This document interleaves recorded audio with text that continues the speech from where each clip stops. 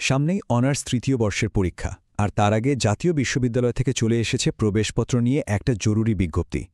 পরীক্ষার আগে এমনিতেই হাজারটা টেনশন থাকে, তারপর এই অফিসিয়াল নোটিশ বোঝাটাও একটা ঝামেলার কাজ। তো চলুন এই পুরো ব্যাপারটাকে আমরা একসাথে একদম সহজ করে বুঝে নিই, যাতে প্রবেশপত্র নিয়ে আর কোনো রকম দুশ্চিন্তা না থাকে। এই যে দেখুন, এটাই হলো সেই অফিসিয়াল নোটিশটা। এর ভাষা বা ফরম্যাট দেখে ঘাবড়ে যাওয়ার কিন্তু কিচ্ছু নেই। এর ভেতরে আমাদের সবার জন্য, মানে ছাত্রছাত্রী আর কলেজ কর্তৃপক্ষের জন্য যে জরুরি তথ্যগুলো আছে, সেগুলোই আমরা এখন এক এক করে জেনে নেব। তো পরীক্ষার প্রস্তুতি তো একদম জোর কদমে চলছে, তাই না? কিন্তু পরীক্ষার হলের সবচেয়ে জরুরি জিনিস, মানে প্রবেশপত্রটা, সেটা কবে আর কিভাবে হাতে আসবে? এটাই তো এখন আসল প্রশ্ন। চলুন এর উত্তরটা খুঁজে বের করা যাক।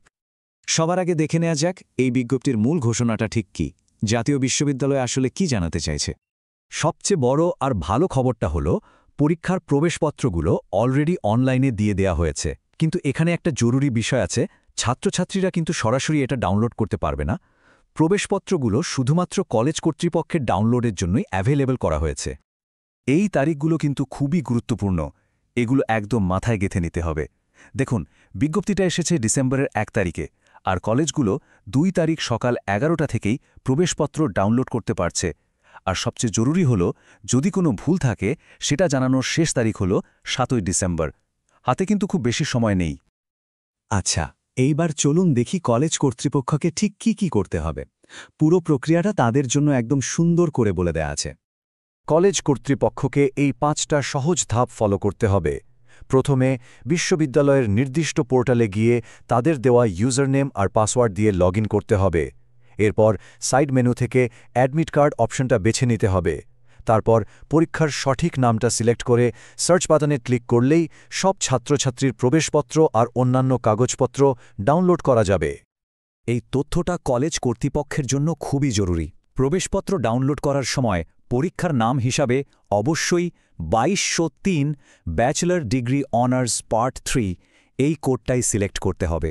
এখানে যদি সামান্য একটা ভুলও হয়ে যায়, তাহলে কিন্তু অন্য কোনো পরীক্ষার প্রবেশপত্র ডাউনলোড হয়ে যেতে পারে। কলেজের কাজ শেষ হয়ে গেলে এরপর শুরু হবে শিক্ষার্থীদের পালা।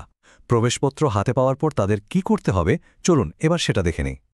প্রবেশপত্রটা হাতে পাওয়ার সাথে সাথেই এক মুহূর্ত দেরি না করে এই 3টে জিনিস খুব ভালো করে মিলিয়ে দেখতে হবে।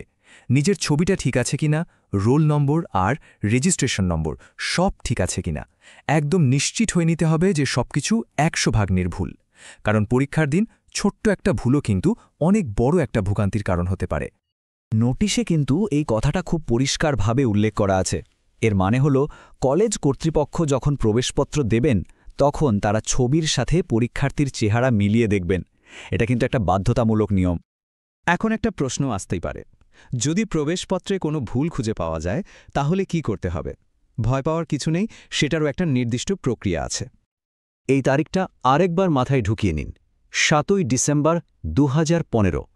যে কোনো ধরনের ভুল সংশোধনের জন্য জানানোর এটাই কিন্তু শেষ দিন। এরপরে আর কোনোভাবেই সুযোগ পাওয়া যাবে না।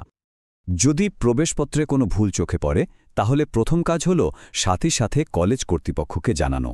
তারাই নিয়ম অনুযায়ী 7ই ডিসেম্বরের মধ্যে জাতীয় বিশ্ববিদ্যালয়ের পরীক্ষা নিয়ন্ত্রকের অফিসে যোগাযোগ করে সেটা ঠিক করার ব্যবস্থা করবেন। জরুরি প্রয়োজনে যোগাযোগের জন্য বিজ্ঞপ্তিতে এই দুটো ফোন নম্বরও দেয়া আছে। কোনো তথ্যের জন্য বা সমস্যা সমাধানের জন্য কলেজ কর্তৃপক্ষ চাইলে উল্লেখিত ব্যক্তিদের সাথে সরাসরি যোগাযোগ করতে পারবেন। আমরা প্রায় সবটা জেনে ফেলেছি, কিন্তু শেষ করার আগে একটা প্রশ্ন। আচ্ছা, পরীক্ষার প্রস্তুতি বলতে কি আমরা শুধু সিলেবাস শেষ করা আর দিনরাত বই পড়াকেই বুঝি? এটা সবসময় মনে রাখতে হবে, পরীক্ষার ভালো প্রস্তুতির একটা খুব বড় অংশ হল এই প্রশাসনিক কাজগুলো সময়মতো গুছিয়ে রাখা। নির্ভুল প্রবেশপত্রটি ঠিক সময়ে হাতে পাওয়া কিন্তু সেই প্রস্তুতিরই একটা প্রথম এবং খুব গুরুত্বপূর্ণ ধাপ। তাই এই ব্যাপারে সতর্ক থাকা আর নিজের দায়িত্বটুকু পালন করা খুবই জরুরি। সবার পরীক্ষার জন্য রইল অনেক অনেক শুভকামনা।